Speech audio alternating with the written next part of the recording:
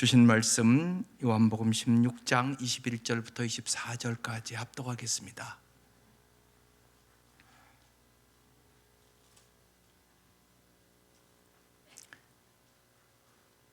네, 시작. 여자가 해산하게 되면 그때가 이르렀으므로 근심하나 아기를 낳으면 세상에 사람 난 기쁨으로 말미암아 그 고통을 다시 기억하지 아니하느니라. 지금은 너희가 근심하나 내가 다시 너희를 보리니 너희 마음이 기쁠 것이요 너희 기쁨을 빼앗을 자가 없으리라. 그날에는 너희가 아무것도 내게 묻지 아니하리라. 내가 진실로 진실로 너희에게 이르노니 너희가 무엇이든지 아버지께 구하는 것을 내 이름으로 주시리라. 지금까지는 너희가 내 이름으로 아무것도 구하지 아니하였으나 구하라 그리하면 받으리니 너희 기쁨이 충만하리라. 오늘 이 말씀에 의지해서 기쁨이 충만한 부모 되게 하소서. 부모의 가장 중요한 책임은 자녀를 잘 교육하는 것입니다. 그러면 이 아침 여러분에게 묻습니다. 당신의 자녀 교육의 목표는 무엇입니까? 나는 부모로서 내 자녀에 대한 교육 목표를 뚜렷하게 갖고 있는가? 많은 부모들이 자녀들에 대한 교육 목표가 무엇이냐고 물어보면 뚜렷하게 대답을 못합니다. 그냥 공부 잘하고 좋은 대학 들어가고 돈 잘 벌고 결혼 잘해서 세상적으로 성공하는 것이 목표예요. 그러면 예수 안 믿는 사람과 뭐가 다르세요?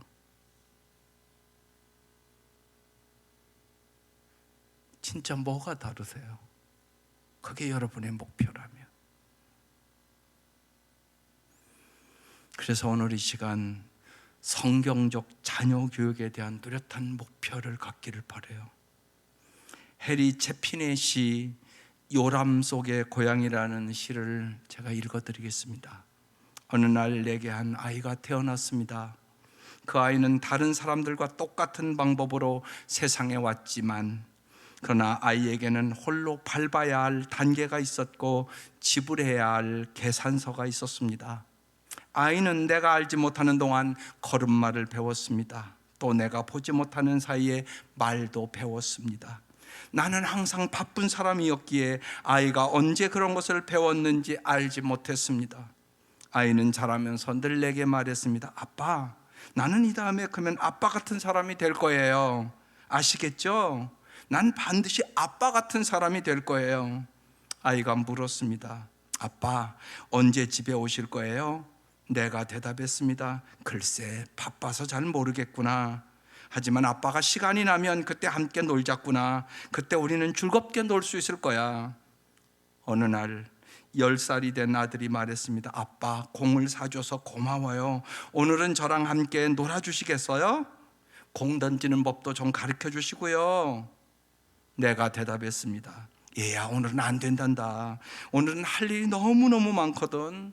그러자 아들은 알았다며 혼자 공을 들고 밖으로 나갔습니다. 그렇다고 아들의 얼굴에서 미소가 사라진 것은 아니었습니다. 아들은 계속해서 말했습니다. 나는 이 다음에 그러면 아빠 같은 사람이 될 거야. 아들이 물었습니다. 아빠, 언제 집에 오실 거예요? 내가 대답했습니다. 글쎄, 오늘은 바빠서 늦을 것 같구나. 하지만 이 다음에 아빠가 시간이 나면 그때 아빠랑 함께 지내자꾸나. 그때 우린 즐거운 시간을 함께 보낼 수 있을 거야. 세월이 지나 어느덧 아들은 대학생이 됐습니다.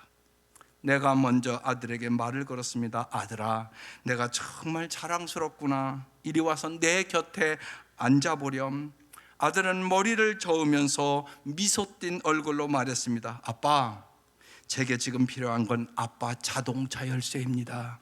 물론 빌려주시겠죠? 그럼 나중에 봬요. 세월이 흘러 자꾸 나의 머리가 점점 더 휘어져 갑니다.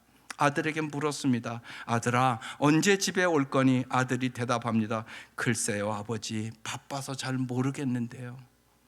그러나 제가 한가해지면 그때 함께 지내도록 해요. 아셨죠? 그때 우리는 즐거운 시간을 함께 보낼 수 있을 거예요. 그 후 더 많은 세월이 흘렀습니다. 나는 은퇴하여 집에 있은 지 오래되었고 아들은 먼 곳으로 이사를 갔습니다. 어느 날 나는 아들이 너무나 보고파 아들에게 전화를 했습니다. 아들아, 너만 괜찮다면 널 한번 꼭 보고 싶구나. 아들이 대답합니다. 아버지, 저도 아버지를 무척 뵙고 싶습니다. 그런데 통 시간이 나질 않네요. 아버지도 아다시피 요즘은 세상 살기가 너무나 힘들고 바쁘답니다. 게다가 지금 제 아이들이 심한 감기에 걸렸거든요. 아무래도 아버지가 양해해 주시는 것이 좋겠습니다. 아버지, 죄송하지만 이해해 주세요. 수화기를 내려놓는 순간 불현듯 내게는 생각나는 것이 있었습니다. 아빠, 나는 이 다음에 크면 아빠 같은 사람이 될래요. 아시겠죠? 난 반드시 아빠 같은 사람이 될 거예요. 그 아이는 꼭 나와 같은 사람이 되어 있었습니다. 내 아들은 나와 똑같은 사람이 되어 있었습니다. 사랑하는 성도 여러분, 자식은 모든 면에서 안팎으로 부모를 닮습니다. 부모는 자식의 미래의 모습이고 자식은 부모의 과거와 현재의 모습입니다. 한 걸음 더 나아가 한 인간의 삶은 자식뿐 아니라 반드시 주위에 있는 사람들에게 영향을 미칩니다. 이것을 아는 사람은 자식과 이웃을 교정하고 가꾸려 하기 이전에 먼저 자기 자신을 바로 세우기를 힘쓰게 됩니다. 자기를 바로잡는 것이야말로 반드시 자기를 고스란히 닮을 자식을 바르게 가꾸는 길이요, 나아가 그것이 이 세상을 바로잡는 시작임을 깨달았기 때문입니다. 그러면 우리가 어떻게 우리 자신을 바로잡아 바로 세워갈 수 있을까요? 여러분은 어떻게 요사이 여러분 자신을 바로 세워가고 있습니까? 오늘 말씀은 주님의 십자가의 죽음으로 애통과 근심이 있을 것과 부활의 기쁨으로 인한 기쁨을 이야기하는 말씀입니다. 이렇게 시작합니다. 여자가 해산하게 되면 그때가 이르렀으므로 근심하나 아기를 낳으면 세상에 난 사람 난 기쁨으로 말미암아 그 고통을 다시 기억하지 아니하느니라. 여인들은, 여러분, 애 낳은 여인들은 다 아는 얘기 아닙니까? 여인이 애를 낳는 해산의 고통은 죽음의 고통입니다. 그러나 그 고통을 평생 잊지 않고 기억하면서 날마다 몸부림치는 여인은 없습니다. 새로 태어난 생명의 기쁨 때문입니다. 그렇다고 그 생명의 기쁨이 평생도록 지속되는 건 아닙니다. 아이가 자라면서 부모에게 때로는 고통도 되고 근심도 되고 슬픔도 안겨줍니다. 그 이유는 인간 생명의 불완전함 때문입니다. 오늘 아침은 새벽 끝나고 한 어느 자매가 그러니까 목사님에게 상담하는데 내 아이가 3주 됐는데 죽었다고, 내가 어떻게 살아야 되느냐고 그런 상담을 하면서 목사님도 울고 그 자매도 나는 대답해 줄 것이 없다고. 그런 일도 있습니다, 세상에. 주님은 오늘 22절에 이렇게 말씀합니다. 지금은 너희가 근심하나 내가 다시 너희를 보리니 너희 마음이 기쁠 것이요 너희 기쁨을 빼앗을 자가 없으리라. 주님의 죽음을 보고 애통하며 근심하는 제자들이 부활하신 주님의 생명으로 인하여 어떤 상황, 어떤 사람에 의해서도 빼앗기지 않는 영원한 기쁨을 얻을 것이라는 것입니다. 어떻게 이런 일이 있을까요? 부활하신 주님을 만난 사람, 부활의 생명을 접한 사람은 주님의 영원하신 생명의 힘과 법칙이 우리를 교정하고 세워주기 때문에 그렇다는 것입니다. 그러면서 23절에 그날에는 너희가 아무것도 내게 묻지 아니하리라. 내가 진실로 진실로 너에게 이르노니 너희가 무엇이든지 아버지께 구하는 것을 내 이름으로 주시리라. 지금까지는 너희가 내 이름으로 아무것도 구하지 아니하였으나 구하라 그리하면 받으리니 너희 기쁨이 충만하리라. 우리가 어떻게 우리 자신을 바로잡아 바로 세워갈 수 있습니까? 이 말씀에 해답이 있단 말이에요. 구하라 그리하면 받으리니 너희 기쁨이 충만하리라. 이미 자녀가 웬만큼 장성한 사람들은 그 생각할 거예요. 내가 젊을 때 좀 잘 기를 걸. 그래서 자녀들 때문에 마음 아파하는 일이 가정마다 있잖아요. 오늘 그 해답이에요. 기도하는 부모가 되세요. 여러분이 젊었을 때는 잘못 생각도 하고 믿음도 없었고 정말 하나님 앞에 애타게 간절히 기도도 안 하고 내가 교육의 목표도 뚜렷하게 없어서 세상 사람과 똑같은 사고방식을 갖고 살았기 때문에 내가 예수를 안 믿는 아이들도 있고 방탕하는 아이들도 있고 마음 아픈 자녀도 있을 것이에요. 여러분, 어떻게 거기에 대한 해답을 찾겠어요? 오늘 말씀하시잖아요. 구하라 그리하면 받으리니 너의 기쁨이 충만하리라. 기쁨이 충만한 부모가 되게 하리라. 주님의 음성이에요. 그래서 꼭 과거를 후회하고 낙심하고 좌절하지 마시고 자녀들을 위하여 정말로 기도하는 부모들 될 수 있기를 주의 이름으로 축원합니다. 부활의 생명, 영원한 생명을 구하세요. 무엇을 구해야 될까요? 주님과의 관계를 구하세요.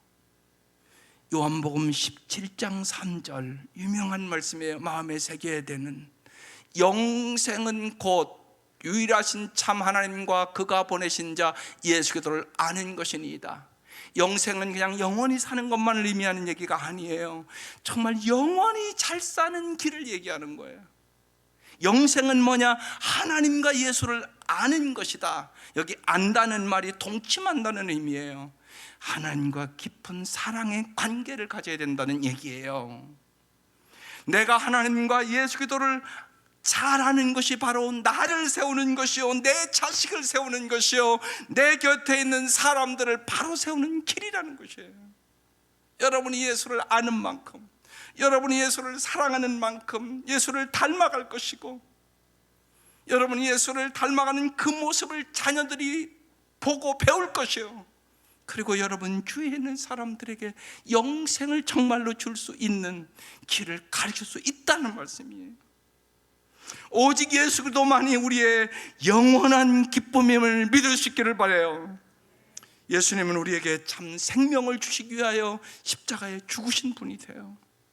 그래서 구하는 이마다 이 생명을 충만케 부어주기 위하여 부활의 생명이신 예수 그리스도잖아요. 그러면 우리가 구체적으로 어떻게 우리 아이들을 예수님을 잘 알도록 길러야 할까요? 예수님의 어린 시절을 누가복음에만 기록해 놨어요. 누가복음 2장 52절이 자녀 교육의 목표예요. 같이 읽어보겠습니다. 시작. 예수는 지혜와 키가 자라가며 하나님과 사람에게 더욱 사랑스러워 가시더라. 꼭 이 말씀 부여잡고 자녀를 위해서, 손자와 손녀를 위해서 꼭 기도하세요. 여기에 4가지를 얘기해요. 첫째, 지혜로운 사람 되라는 거예요. 지혜가 자라가며, 현재 수많은 부모들은요, 지식을 강조하는 교육에 너무나 힘쓰고 있어요. 반드시 지혜를 강조하는 교육을 해야 아름다운 삶을 살아요. 삶의 이치, 삶의 도리, 삶을 바라보는 방법, 삶의 법도, 사람답게 사는 예의. 여러분, 쉬운 얘기로 아이들이 어른들 보면 인사할 줄 알아야 되잖아요. 여러분 자녀들 그러세요? 아니에요. 엘리베이터를 타도요, 아이들 그냥 이렇게 쳐다봐요. 심지어는 교회 애들도 그래. 우리 교회 주일학교 애들인데 제가 이렇게 봐도 이러고 그냥 쳐다보고 있어요. 여러분, 이게 현실이에요. 여러분의 여기 연세 드신 분들의 어린 시절은 그렇지 않았잖아요. 도덕이 땅에 떨어졌어요. 예의도 땅에 떨어졌어요. 동방예의지국이라고요? 다 사라졌어요. 여러분, 이렇게 심각해요. 왜요? 지식만 가르쳐서 그래요. 지혜를 가르치세요. 잠언의 말씀을 가르치세요. 그래야 인간답게, 아름답게, 지혜롭게 축복의 통로로 살아갈 수 있게 돼요. 두 번째는요, 건강한 사람으로 기르세요. 키가 자라가며 정신적으로, 육체적으로, 정서적으로 건강해야 돼요. 지금 우리 한국 교육은요, 국영수 중심 교육이에요. 그래서 심지어는 체육 시간 엄청나게 줄었고 막 거의 없고요. 미술, 음악 등의 교육도 그렇게 학교에서 중요시 여기지 않아요. 근데 분명한 거 있잖아요. 균형 잡힌 교육을 해야 건강한 사람이 돼요. 지정의가 잘 자라야 건강하게 자라갈 수 있다고요. 또한 특별히요, 어머니들은요, 건강한 음식을 먹이는 거 평생 가는 일이에요. 엄청나게 중요해요. 어떤 음식이 내 자녀들에게 건강한 음식인가 꼭 연구하세요. 그냥 쉽게 바쁘다고 그냥 아무렇게나 끓여주고 라면 마냥 그냥 먹고 이러면 건강할 수 없어요. 여러분, 현실이에요. 잊지 마세요. 잘 건강 음식을 잘 챙겨서 먹으세요. 그것이 그 아이들 평생 육체적으로 건강하게 하는 비결이에요. 세 번째는요, 하나님께 사랑받는 사람으로 기르세요. 하나님께 더욱 사랑스러워 가시더라 그랬잖아요. 하나님께 사랑받는 아이, 하나님이 너무 좋아서 하나님을 알고 하나님께 예배 드리는 것을 좋아하는 아이, 어렸을 때부터 기도하며 기도 응답을 경험하는 아이, 정말 하나님의 친절한 팔에서 자라나는 아이가 정말 복된 아이예요. 우리 찬송가 405장에 있잖아요. 주의 친절한 팔에 안기세 우리 맘이 평안하리니 항상 기쁘고 복이 되겠네 영원하신 팔에 안기세. 이게 아름다운 모습이에요. 넷째는요, 사람에게 사랑받는 사람으로 기르셔야 돼요. 사람에게도 더욱 사랑스러워 가시더라. 날이 갈수록 하나님 앞에나 사람 앞에나 사랑스러워 갔다는 거예요. 사회성이 잘 발달했다는 거예요. 꼭 잊지 마셔야 돼요. 행복은 소유가 아니에요. 행복은 관계예요. 아무리 출세하고 돈 벌고 세상적으로 멋져도 관계를 잘못하면 불행해요. 결혼하면 금방 하는 거예요. 관계를 잘하는 아이들은 결혼하면 행복해요. 그러나 관계를 할 줄 모르는 사람은 결혼한 그 순간부터 서로 싸우고 다투고 그런 것을 경험하게 되는 거예요. 꼭 잊지 말아요. 관계가 행복이에요. 섬기는 법, 공감하는 법, 인간관계를 아름답게 하는 법을 반드시 배워야 돼요. 윗사람에게나 아랫사람에게, 가난한 자나 부한 자에게, 높은 자나 낮은 자에게 사랑받는 사람으로 키우셔야 돼요. 정말로 특별히 절대로 사람을 왕따시키는 아이로 키우면 안 돼요. 그건 자기도 망하는 길이고 남도 망하는 길이에요. 요새는 학교에도 다문화 아이들이 많이 나와요. 그런 아이들을 잘 섬기고 도와주는 아이로 길러야 돼요. 예수를 닮는 아이로 기르는 것, 이것이 기독교인의 목표예요. 자녀를 예수님의 제자로 키우는 것, 이것이 우리의 뚜렷한 목표가 되어야 돼요. 그래서 여러분, 정말 찬송하는 것처럼 내 모든 소원 기도의 제목 예수를 닮기 원함이라, 이것이 여러분의 언제나 기도 제목 되어야 돼요. 마지막으로 날마다 이렇게 기도하세요. 우리 아이들이 지혜롭고 건강하고 하나님과 사람 앞에 사랑받고 존경받는 자녀 되게 하소서. 이런 손자 손녀 되게 하소서. 날마다 기도하셔야 돼요. 그리고 그 밑에 부모가 먼저, 내가 먼저, 할아버지와 할머니가 먼저, 이런 사람이 되어 기쁨이 충만한 부모 되게 하소서. 기쁨이 충만한 할아버지 할머니 되게 하소서. 날마다 여러분 정말로 이 말씀 보여잡고 기도하시면서 하나님 주는 큰 은혜가 여러분 자손 대대로 이어질 수 있기를 주의 이름으로 축원합니다. 기도드리겠습니다.